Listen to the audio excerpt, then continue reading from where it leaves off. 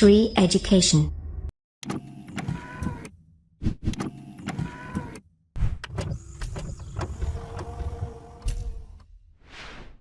नमस्कार दोस्तों, बहुत बहुत स्वागत करता हूं मैं आप सभी का श्री एजुकेशन की तरफ से और मेरा नाम है रवि। तो दोस्तों, आज का हमारा वीडियो नंबर 16 है। भारत का भूगोल जो क्रैश कोर्स पढ़ रहे हैं उसकी सीरीज जो है 16 नंबर वीडियो ये। इसके पहले 15 वीडियो अपलोड हो चुके हैं जो कि बहुत ही इंटरेस्टिंग और बहुत ही सिंपल तरीके से एक्सप्लेन किए गए हैं और बहुत छोटे छोटे वीडियो हैं, मगर इन्फॉर्मेशन पूरी इसमें है। बहुत ही इफेक्टिवली बनाए गए हैं आपके लिए। आपको हमारे वीडियो अगर अच्छे लगते हो तो प्लीज़ इसे अपने दोस्तों के साथ शेयर कीजिए सोशल प्लेटफॉर्म पर, तब ताकि वो भी इसका लाभ उठा सकें। तो आज के इस वीडियो में ब्रह्मपुत्र नदी के बारे में मैं पूरा एक्सप्लेन करने वाला हूँ। ब्रह्मपुत्र नदी जो सिस्टम है, ब्रह्मपुत्र रिवर सिस्टम, उसके बारे में हम पढ़ेंगे यहाँ पे। इसके पहले वाला वीडियो जो वीडियो नंबर 15 था उसमें आपने पढ़ा होगा गंगा नदी तंत्र के बारे में पढ़ा होगा। एक्चुअली हमने अलग अलग से भी ये वीडियो अपलोड किए हुए हैं। ये तो भारत का जो क्रैश कोर्स है भारत के भूगोल का, उसके पार्ट है, उसमें पढ़ रहे हैं, मगर इसको हमने अलग से भी एक्सप्लेन किया हुआ है। रिवर्स ऑफ इंडिया नाम से या इंडियन रिवर्स नाम से फोल्डर होगा, वो जाके देख सकते हैं। उसमें आपको पूरी डिटेल में मिल जाएगा, वो अलग अलग से बताया गया, मगर ये जो है आपका भारत का भूगोल क्रैश कोर्स का हिस्सा है। तो ठीक है, ब्रह्मपुत्र नदी के बारे में पढ़ना शुरू करते हैं। तो ब्रह्मपुत्र नदी से पहले देख लेते हैं कि कहाँ से शुरू होती है, कहाँ पे एंड होती है। पहले ओवरव्यू देख लेते हैं, उसके बाद एक एक चीज़ हम एक्सप्लेन करते हैं। सबसे पहले देखिए, ये तिब्बत से निकल रही है, आपका यहाँ से तिब्बत से निकल रही है। इसका जो मेजर पोर्शन है वो तिब्बत में ही है या चीन में। तिब्बत अब क्या है, चीन चाइना का ही पार्ट है, आप जानते होंगे। तो ये तिब्बत में ज़्यादातर बहती है। उसके बाद ये एंटर करती है भारत में। तो भारत में ये किस प्रदेश से एंटर करती है ये इंपॉर्टेंट है, तो अरुणाचल प्रदेश में एंटर करती है। ये सब रीज़न बताऊंगा क्योंकि यहाँ पे यू शेप क्यों, ये इसका रीज़न में मैं सब बताऊंगा उसके बाद। और यहाँ पे एंटर जब करती है अरुणाचल प्रदेश में, उसके बाद ये अरुणाचल प्रदेश के बाद आसाम घाटी में बहते हुए फिर ये एंटर कर जाती है बांग्लादेश में। तो भारत में केवल ये दो प्रदेशों से बहती है, एक आसाम से और ऊपर वाला कौन सा, अरुणाचल प्रदेश। उसके बाद ये बांग्लादेश में एंटर करती है। उसके बाद ये गंगा नदी से मिलती है, फिर जाके आपका बंगाल की खाड़ी में गिर जाती है। ठीक है, मेघना से मिलती है। ये सब रीज़न आपको बताऊंगा, सब अच्छे से बताऊंगा। इसकी सहायक नदियों के बारे में चीज़ें एक्सप्लेन करूंगा मैं। तो सबसे पहले आपने ओवरव्यू समझ लिया। अब ये जानिए, पॉइंट लिखना शुरू कर दिया। अगर लिखते हैं, नोट बनाते हैं, तो सबसे पहला पॉइंट आप ये लिखेंगे कि ये भारत में, बांग्लादेश में और चीन को मिलाकर 3 देशों में बहती है। तो सबसे पहले ये मालूम होना चाहिए किस किस देशों में बहती है। तो सबसे पहला कहाँ पे है, चीन या तिब्बत, उसके बाद ये भारत, फिर बांग्लादेश। तो ऐसे 3 देश है जहाँ पे हमारी ये ब्रह्मपुत्र नदी बहती है। और इसको 4 नामों से जाना जाता है, अलग अलग जगह पे इसको 4 नामों से जाना जाता है। तो आप देख पा रहे हैं, चीन में या तिब्बत में इसका जो नाम है वो है शांगपो। क्या नाम है, शांगपो या यारलंग जांगबो नाम है इसका। उसके बाद जब ये एंटर करती है भारत में, तब इसका नाम होता है दिहांग। क्या नाम होता है, दिहांग नाम होता है। ठीक है, याद रखिए, दिहांग और दिबांग अलग अलग है। दिबांग जो है वो ब्रह्मपुत्र की सहायक नदी है, अर्थात दिहांग की सहायक नदी है। तो दिहांग के नाम से जाना जाता है ब्रह्मपुत्र नदी को अरुणाचल प्रदेश में। जब ये एंटर करती है आपका इधर इस घाटी में एंटर करती है, मतलब असम घाटी में एंटर करती है, तब इसको ब्रह्मपुत्र के नाम से जाना जाता है। मतलब लोहित और यहाँ पे एक दिबांग नदी है, दोनों जब सहायक नदियाँ मिल जाती हैं तब इसको संपूर्ण रूप से क्या जाना जाता है, ब्रह्मपुत्र के नाम से जाना जाता है। जब ये एंटर करती है बांग्लादेश में, तो बांग्लादेश में इसे जमुना के नाम से जाना जाता है। किस नाम से, जमुना के नाम से। तो 4 नाम हो गए, एक जमुना हो गया, यहाँ पे ब्रह्मपुत्र हो गया, और आपका दिहांग हो गया, और ये शांगपो हो गया। तो 4 नामों से जानी जाती है। ये आपको एक एक चीज़ मालूम होनी चाहिए। शांगपो चीन में, दिहांग अरुणाचल प्रदेश में, ब्रह्मपुत्र असम में, और जमुना जो है बांग्लादेश में। ये समझ में आ गया होगा आपको। ये 2 बातें आपने नोट कर ली। उसके बाद आप देखेंगे ये निकलती कहाँ से भैया, तिब्बत में आती तो है, तिब्बत में मानसरोवर के समीप से निकलती है। एक ग्लेशियर है जिसका नाम आपको रटना पड़ेगा, और फनी नेम है चेमायुंगदुंग। चेमायुंगदुंग ग्लेशियर से निकलती है, चेमायुंगदुंग ग्लेशियर से निकलती है। ठीक है, या ऑप्शन में आए आंगसी ग्लेशियर, तब भी आप लगा देंगे। चेमायुंगदुंग ना हो, आंगसी ग्लेशियर हो, तब भी आप लगा देंगे, आंगसी हिमनद। ठीक है, तो ये आंसर हो जाएगा इसका। कहाँ से निकलती है? चेमायुंग दुंग ग्लेशियर से निकलती है।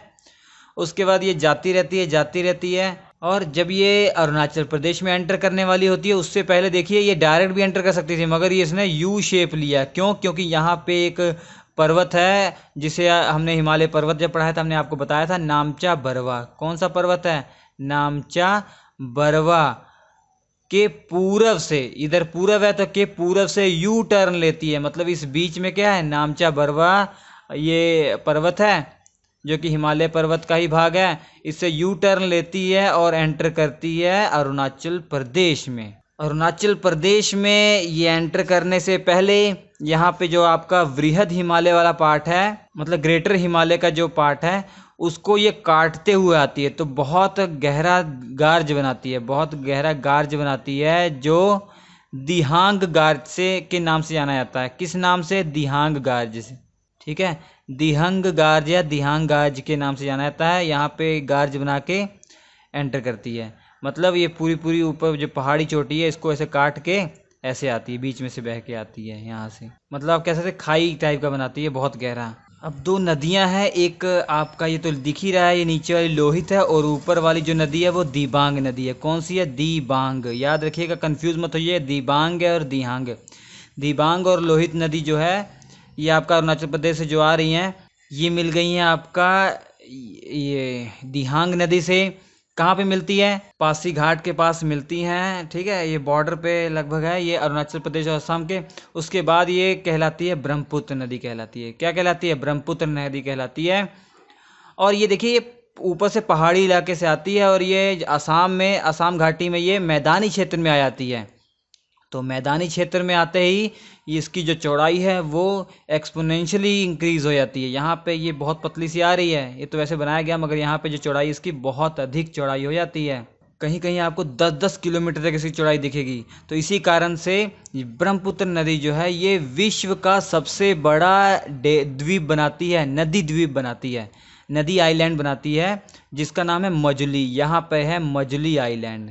मजुली आइलैंड इतना बड़ा है, आप समझ सकते हैं कि उसको एक डिस्ट्रिक्ट माना, वो डिस्ट्रिक्ट कहा गया है, वो डिस्ट्रिक्ट उसको घोषित कर दिया गया है, मजुली को, असम में। तो मजुली एक डिस्ट्रिक्ट है असम में, इतना बड़ा वो द्वीप है। ठीक है, आइलैंड विश्व का सबसे बड़ा द्वीप है, गिनीज वालों ने इसको घोषित किया है। ठीक है, आपको ये इतना समझ में आ गया। ये पिक्चर कब आई, मतलब ये चौड़ाई से कब बढ़ी? जब लोहित और दिबांग नदी कहाँ पे मिली? पासी घाट के पास मिली, जिसे आप वहाँ पे सदिया के पास ऑप्शन है, वो भी है, सदिया के पास से मिली। और उसके बाद ब्रह्मपुत्र नदी, इसकी चौड़ाई बहुत चौड़ी हो गई, इसकी चौड़ाई लगभग 10 किलोमीटर कहीं कहीं मिलती है। इसके कारण यहाँ पे बहुत बड़ा मजुली नाम का द्वीप बना। लिख देता हूँ, मजुली नाम का एक द्वीप बना। उसके बाद चलती रही, फिर बांग्लादेश में एंटर करती है। बांग्लादेश में इसको जमुना नाम से जाना जाता है, और जो गंगा नदी है उसको पद्मा नाम से जाना जाता था। जो पद्मा नदी से मिलती है ये जमुना, मतलब ब्रह्मपुत्र मिलती है, तब इसको संपूर्ण रूप से थोड़ी दूर के लिए पद्मा ही कहा जाता है। बाद में ये मिलती है मेघना नदी से, तो ये मिलकर बंगाल की खाड़ी में गिर जाती हैं। मेघना नदी का मैं सुलझाऊंगा, और ब्रह्मपुत्र नदी की जो सहायक नदियाँ उनके बारे में बताने जा रहा हूँ। अब ध्यान सुनिएगा, जो इम्पोर्टेंट सहायक नदियां हैं, एक तो दिबांग है, एक आपका लोहित है, और एक आपका ये दिख रहा है सुबनसिरी। ये कहाँ पे मिलती है? मजुली के पास है, आकर मिल जाती है असम में, सुबनसिरी।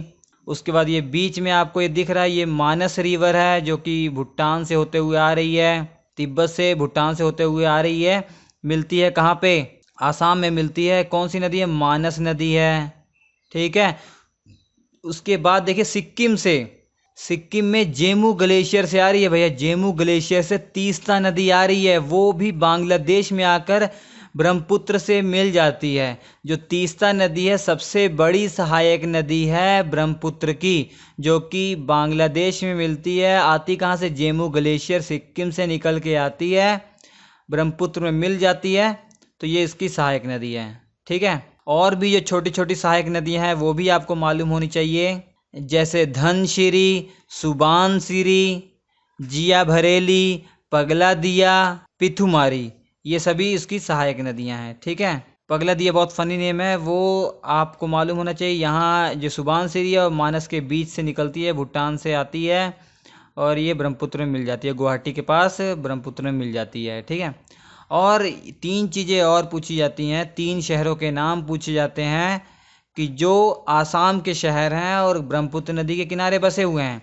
तो पहले नंबर पे यहाँ पे आपको डिब्रूगढ़ मिल जाएगा, फिर यहाँ पे कहीं तेजपुर मिल जाएगा, तेजपुर के बाद ये गुवाहाटी। तो गुवाहाटी, तेजपुर और डिब्रूगढ़, ये तीनों शहर जो हैं आसाम के कहाँ पे बसे हुए हैं, ब्रह्मपुत्र नदी के किनारे बसे हुए हैं। तो आपको 5 नदियाँ, सहायक नदियाँ, 5 जो सहायक नदियाँ वो तो आपको मालूम होना चाहिए। सबसे पहले जो इम्पोर्टेंट है वो है तीस्ता नदी, उसके बाद सुबानसिरी, फिर ये मानस रिवर, और दिबांग और लोहित तो बहुत ही इम्पोर्टेंट हैं, ठीक है। और ये पगलादिया, जिया भरेली, धनसिरी, सुबानसिरी, ये भी याद हो जाए तो भी अच्छी बात है, अदरवाइज़ कोई प्रॉब्लम नहीं। पिथुमारी, ठीक है, ये सब आपको याद हो जाए तो ठीक है, अदरवाइज़ ये जो हमने बताया ये इम्पोर्टेंट है आपके लिए। जब ये जमुना नाम से एंटर करती है, फिर जो पद्मा आ रही है जमुना से मिल जाती है, फिर ये संपूर्ण रूप से थोड़ी दूर के लिए क्या कहलाती है, पद्मा ही कहलाती है।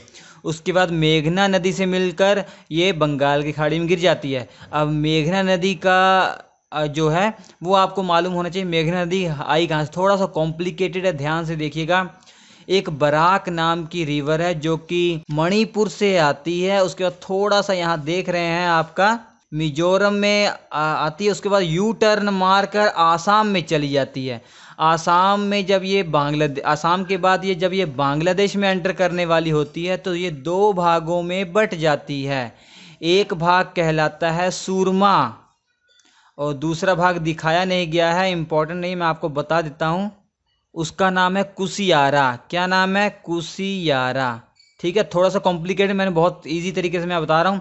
और भी बहुत सारी 50-60 नदियों का जो है यहाँ पे छोटी छोटी नदियों का तांता लगा हुआ है, वो कॉम्प्लिकेटेड कर देता, मगर वो सब मैं छोड़ के जो इम्पोर्टेंट है आपके लिए वो बता रहा हूँ। 2 भागों में बट गई, बराक, सूरमा और कुसियारा में बट गई है, ठीक है। उसके बाद कुसियारा की भी बहुत सहायक नदियां हैं, सूरमा की भी सहायक नदियां बहुत हैं, बराक की भी बहुत हैं, तो 50 लगभग अप्रोक्सीमेट हो जाएंगी नदियां। तो सूरमा और कुसियारा बट तो गई बांग्लादेश में एंटर करते समय, बाद में ये बांग्लादेश के थोड़ा अंदर जाते हैं ना, फिर ये वापस आ जाती है। सूरमा और कुसियारा जो है इनडायरेक्टली रूप से क्या होती हैं, फिर आपस में मिल जाती हैं। पहले बटी थी, फिर मिल गई, फिर अगर मिली, अब ये संपूर्ण रूप से क्या कहलाई, मेघना नदी कहलाई। क्या कहलाई, मेघना नदी कहलाई। मेघना मिल गई है किससे, पद्मा नदी से। अब गिर जाएगी कहाँ पे, बंगाल की खाड़ी में गिर जाएगी। यहाँ पे आपका कालनी रिवर भी आएगा, यहाँ लिखता हूँ मैं, कालनी रिवर भी यहाँ पे आएगा, ठीक है। जो सूरमा और कुसियारा जो मिली है, कालनी रिवर, उसके बाद ये मेघना, तो मैंने आपको ऊपर से बताया है कि कैसे कैसे हुआ, बीच में क्या हुआ वो आपको जानने की जरूरत भी नहीं है। बराक 2 भागों में टूटी, सूरमा और कुसियारा फिर मिल जाएगी, फिर मेघना कहलाएगी, ठीक। तो ये आपको मालूम पड़ गया ब्रह्मपुत्र रिवर सिस्टम के बारे में। जो पूछा जाएगा आपसे वो सब मैंने लगभग आपको बता दिया है।